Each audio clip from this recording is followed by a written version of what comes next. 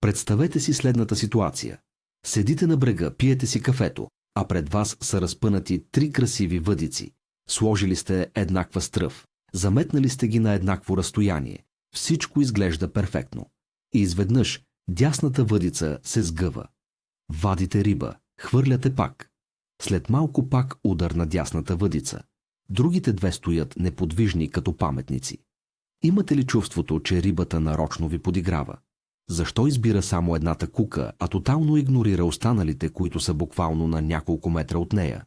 Днес ще ви кажа истината, която противоречи на всичко, което старите рибари са ни учили. Ще ви докажа, че не става въпрос за магия или късмет. Има много точна причина, защо 9-10% от улова ви идва от една единствена въдица. Останете до края, защото това откритие ще преобърне начина, по който ловите. А сега ми кажете долу в коментарите, случвало ли ви се е това и как си го обяснявахте досега. За да разберем проблема, трябва да се върнем малко назад. От години сред рибарите битува правилото, че колкото повече куки имаш във водата, толкова по-голям е шансът да хванеш риба.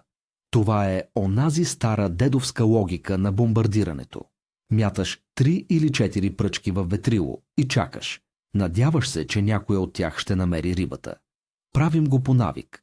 Правим го, защото всички около нас го правят. Но времената се промениха, а рибите станаха много по-мнителни и хитри.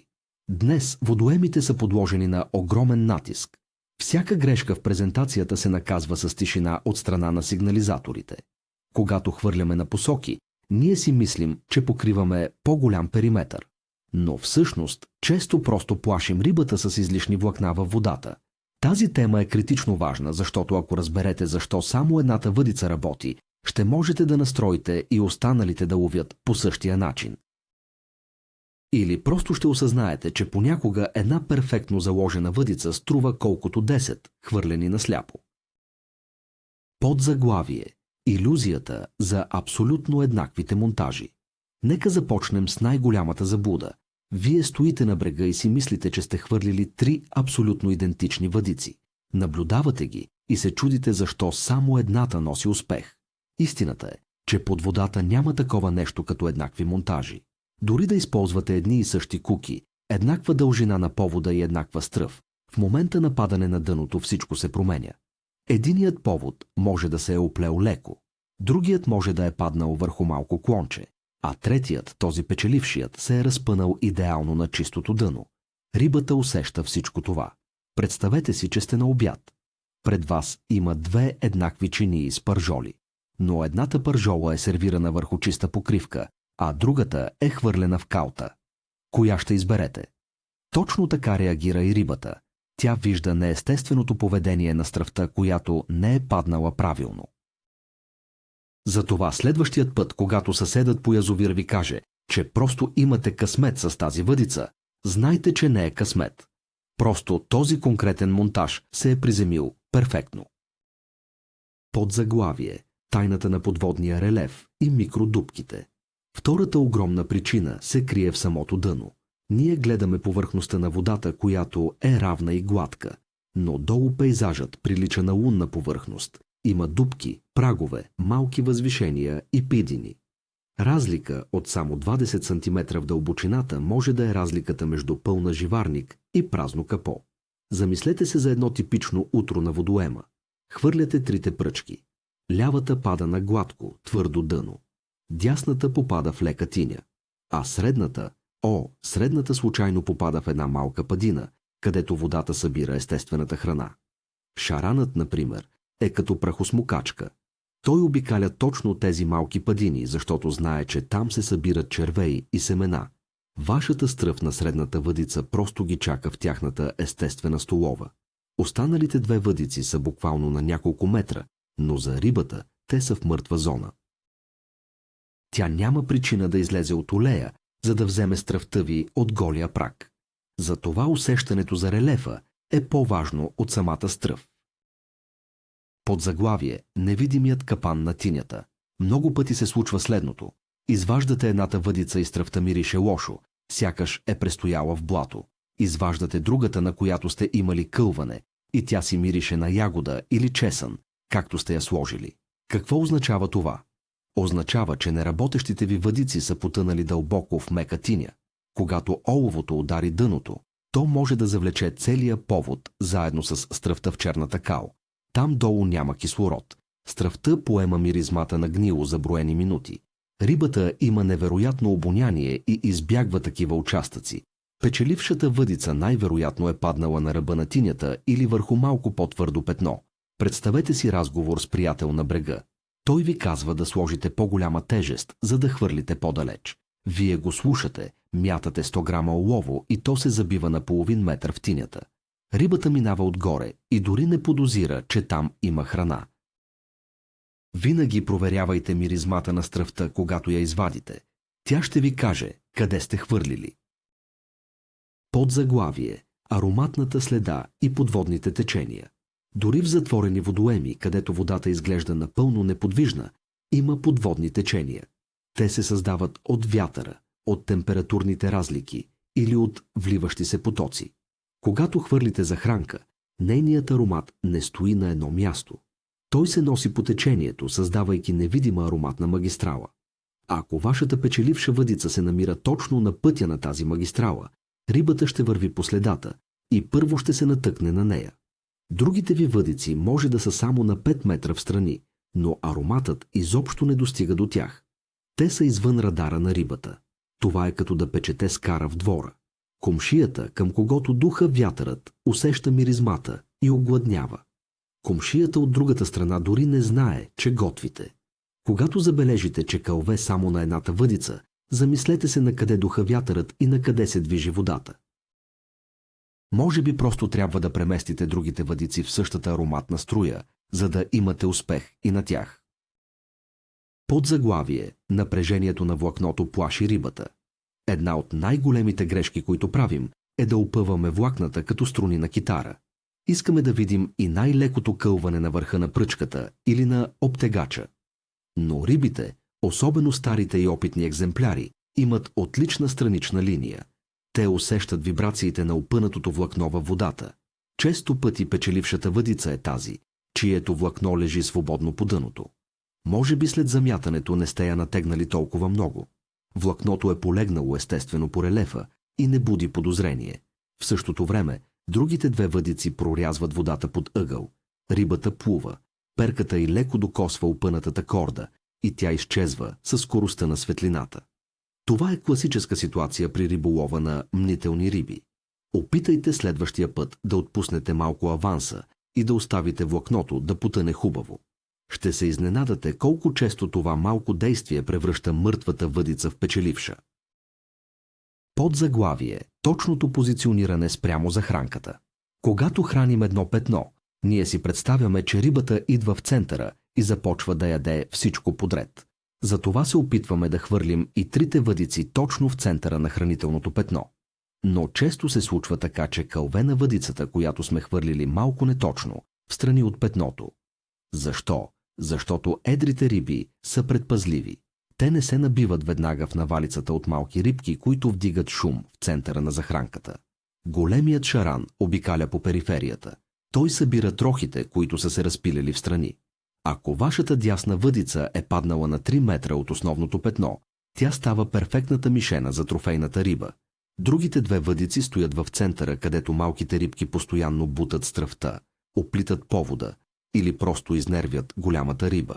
Този феномен доказва, че понякога грешката при замятане се превръща в най-добрата тактика. Риболовът по периферията е тайно оръжие. Подзаглавие – ефектът на избледняващата стръв. Нека поговорим за времето. Обикновенно презамятаме въдиците една след друга. Вадим първата, слагаме нова стръв и хвърляме. После втората, после третата. Това означава, че в даден момент във водата има стръв с различна степен на свежест. Водата отмива ароматите много по-бързо, отколкото предполагаме. Ако кълве само на едната въдица, може би просто нейната стръв отделя точното количество аромат в момента. Понякога прекалено силната, прясна миризма плаши рибата. Тя предпочита стръв, която е престояла 1 или 2 часа и мирише по-естествено. Друг път е обратното. Иска силен и свеж сигнал.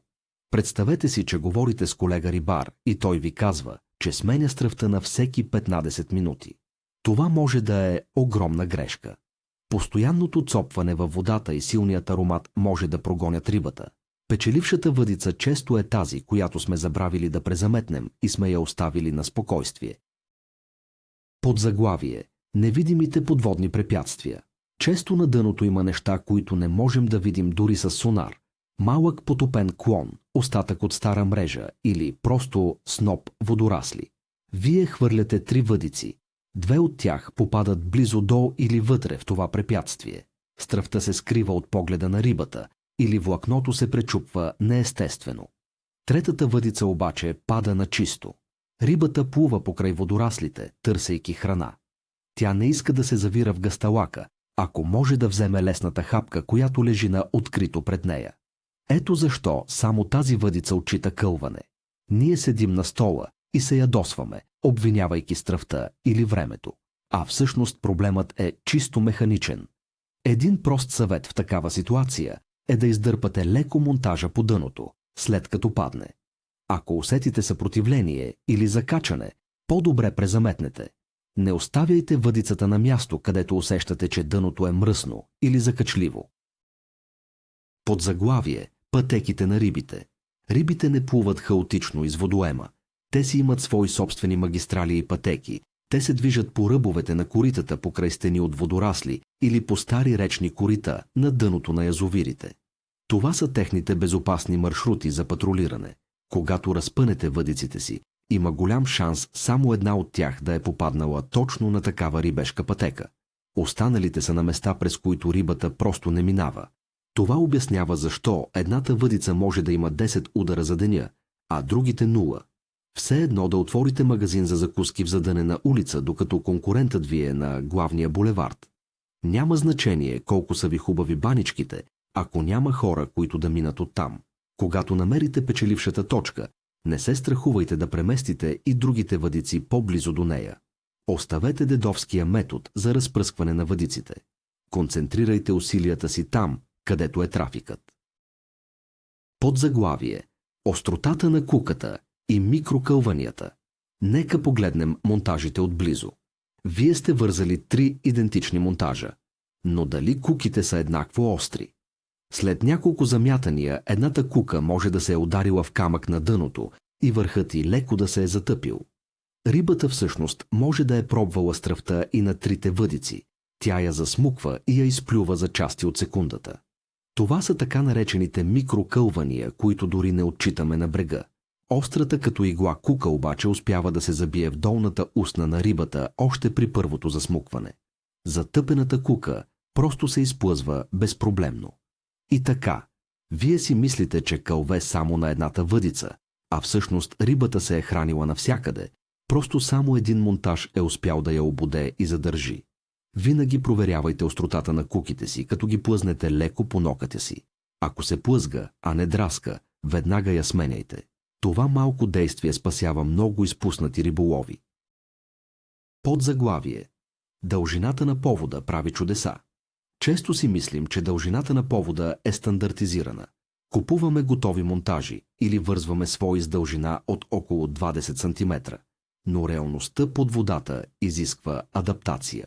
Ако дъното е покрито с лека тиня или ниски водорасли, късият повод ще завлече стръвта в тях и тя ще стане невидима.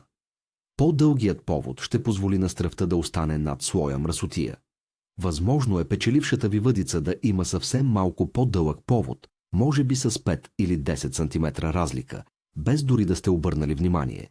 Този малък детайл променя всичко. Обратното също е вярно. При твърдо дъно, прекалено дългият повод дава на рибата твърде много свобода да изплюе куката, преди тежестта да я обуде. Ако една въдица работи безотказно, извадете я и я сравнете с неработещите. Обърнете специално внимание на дължината на повода. Копирайте точно това, което работи в момента. Подзаглавие: влиянието на светлината и сенките. Звучи като нещо от научната фантастика, но светлината играе огромна роля в риболова. През различните часове на деня слънцето пада под различен ъгъл. Това създава сенки под водата. Ако на брега има дърво или висок бряг, сянката може да покрива само една от вашите въдици. Рибите се чувстват много по-сигурни в сенките. Те избягват ярко осветените участъци, особено в бистра вода, защото там са уязвими за хищници или птици. Вие чакате на слънце и се чудите защо лявата пръчка, която е в сянката на надвисналата върба, не спира да кълве. Другите две са на открито и сякаш са в пустиня. Това не е случайност. Това е инстинктът за самосъхранение на рибата. Обърнете внимание как се променя осветеността на водоема през деня. Може би ще се наложи да преместите въдиците си след обед, за да следвате сенките, в които се крият вашите потенциални трофеи. Подзаглавие – конкуренцията за храна при рибите. Когато захранваме едно петно, ние създаваме зона на повишен интерес. Рибите се събират. И тук се включва психологията на животните. Когато няколко риби се хранят на едно място, те стават конкуренти. Започват да се хранят по-агресивно и по-бързо, за да изпреварят другите. Ако едната ви въдица е точно в центъра на това състезание, тя ще има постоянни удари. Рибата грабва стръвта, без да се замисля и без да я оглежда внимателно, защото се страхува, че съседът и ще я изяде. Останалите ви въдици, които са само на няколко метра встрани, са в тихата зона. Там няма конкуренция. Рибата, която минава оттам, има цялото време на света да огледа стръвта, да види влакното и да се откаже. Затова понякога гъстото групиране на въдиците в зоната на конкуренция носи много по-голям успех от разпръскването им в търсене на самотни и предпазливи риби. Подзаглавие – температурните слоеве на водата. Водата във водоемите рядко е с еднаква температура навсякъде. Има топли слоеве, студени течения и така наречения термоклин. Разлика от 1 градус е огромна за студенокръвни животни като рибите. Представете си пролетен риболов. Слънцето нагрява плитчините. Едната ви въдица е хвърлена в по-плитка вода, където дълбочината е около 1,5 метра. Другите две са в по-дълбокото, на 3 или 4 метра. Рибата инстинктивно търси по-топлата вода, за да ускори метаболизма си. Тя се събира в плиткото. Там тя е активна и се храни. Дълбоките ви въдици са в студена, мъртва зона. Вие не разбирате защо кълве само на плитката пръчка, тъй като сте хвърлили с еднаква стръв. Но рибата просто не се намира в дълбокото в този момент. Четенето на водата и разбирането на температурните разлики е ключът към това да разберете поведението на рибите през различните сезони. Подзаглавие – тежестта на оловото и самозасичането. При съвременния дъннен риболов разчитаме много на ефекта на самозасичането. Рибата засмуква стръвта, тръгва да плува, усеща съпротивлението на тежестта и куката се забива в устната й. Но тук има една уловка. Използваме ли правилното улово за конкретното дъно? Ако дъното е много твърдо, едно по-леко улово може да се плъзне по него, когато рибата дръпне. Тя усеща нещо нередно и веднага изплюва куката. Няма самозасичане. В същото време печелившата ви въдица може би има малко по-тежко олово или олово с по-различна форма, което се е закрепило здраво за дъното. То осигурява нужната съпротива за перфектно обождане. Разликата между 60 и 80 грама олово може да е разликата между кълване и изпусната риба. Винаги съобразявайте тежестта с твърдостта на дъното и дистанцията, на която ловите. Не слагайте еднакви тежести на всички въдици, ако релефът под тях е различен. Подзаглавие – звукът от падането във водата. Рибите реагират много силно на звуци. Когато замятате тежко олово, то прави силно цопване. В някои водоеми, където рибите са свикнали да бъдат хранени, звукът от падаща храна или тежест ги привлича. Те го свързват с хранене. В други по-диви водоеми този звук ги ужасява и ги кара да бягат надалеч. Нека си представим, че сте хвърлили първите 2 въдици с силен плясък. Рибите в района са се разпръснали. След 10 минути хвърляте третата въдица много по-меко и тихо. Тя пада елегантно във водата. Рибите, които леко са започнали да се връщат, не се плашат толкова много от третото замятане. Познайте на коя въдица ще кълве първо. Точно така, на третата. Начинът, по който вкарваме монтажа във водата, е първият сигнал, който изпращаме на рибите. Учете се да замятате плавно и да обирате влакното преди оловото да удари повърхността, за да намалите шума до минимум. Подзаглавие – динамиката на самата стръв. Нека поговорим за самата хапка. Слагате 3 еднакви топчета или 3 еднакви зърна царевица. Но дали наистина са еднакви? Едното зърно може да е леко спукано. Когато го сложите на косама, то започва да отделя соковете си много по-интензивно във водата. Другите 2 зърна са напълно здрави и затворени. Те изглеждат добре, но не миришат толкова силно. Рибата има рецептори, които усещат аминокиселините и захарите от метри разстояние. Тя веднага ще се насочи към спуканото зърно. Ето защо някои опитни рибари нарочно смачкват леко стръвта си преди да я хвърлят. Те искат тя да заработи веднага. Ако имате въдица, която не спира да лови, замислете се какво точно сте сложили на нея. Може би стръвта е била по-мека, по-ароматна или просто по-различна от останалите, без дори да сте го планирали съзнателно. Вниманието към детайлите на стръвта е решаващо. Подзаглавие. Камуфлажът на монтажа. Рибите имат отлично зрение в чиста вода. Те могат да различат неестествените цветове на влакното, шлауха или оловото. Вие сте закупили хубави модерни монтажи, но цветът им може да не съвпада с цвета на дъното. Например, използвате зелени тежести на пясъчно дъно. Те блестят и се набиват на очи. Двете ви въдици лежат на чист пясък и рибата ги вижда ясно като предупредителен знак. Третата въдица обаче съвсем случайно е паднала до малко петно с водорасли. Нейният зелен цвят се слива перфектно с растителността. Монтажът е станал невидим. Рибата взима стръвта с пълно доверие. Ние често подценяваме значението на камуфлажа под водата. Мислим си, че рибата е глупава и се води само по миризмата. Но повярвайте ми, един стар и умен шаран ще огледа монтажа от всички страни, преди да засмуче. Ако нещо му се стори подозрително, той просто ще отмине. Скрийте монтажите си.